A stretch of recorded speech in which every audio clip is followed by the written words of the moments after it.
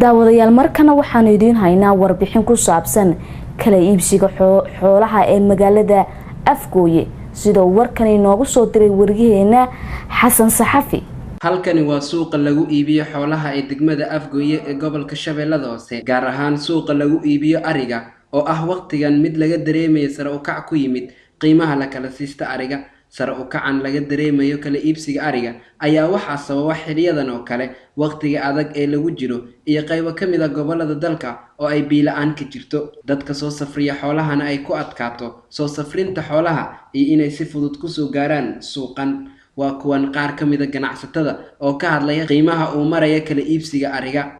ilaa 3 milyan waa jira beeca hoose oo 2 iyo 3 waa jira nooc walba la kala karo kala 2 iyo 4 hadda gadooyna sida oo suuqa hadda taalo, laakiin wanka weyn ilaa 2 milyan iyo 2 milyan 3 waa wankaana asagana weyn.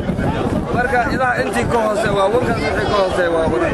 arigan wuxuu ka yimaadaa gobolada Baay iyo Bakool iyo muxuu ahay kilinka shanaad waa ka yimaadaa. xaaladda ganacsiga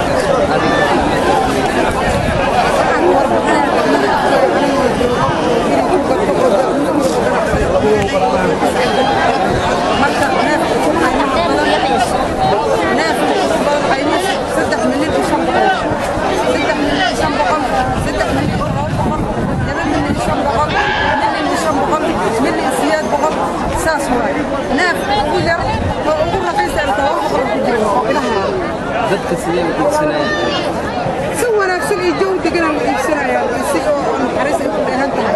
dadka ka iibsan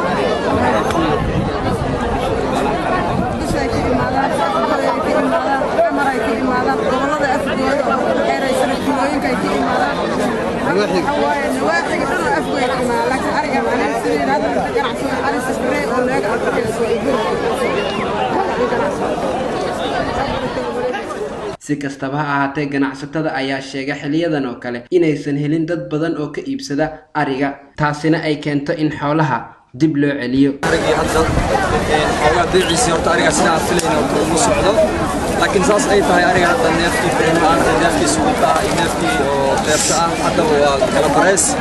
neefka birimaha hadda maanta wuxuu suuqa ka maraya neef 2 milyan 200 ah 2 milyan 400. saaka hadda aniga nin ari ganacsataan ahay ari korteena saaka ariga badanaa waxaa ka beertay mid 2 milyan 400 mid 2 milyan 200 mid 8 ariga kale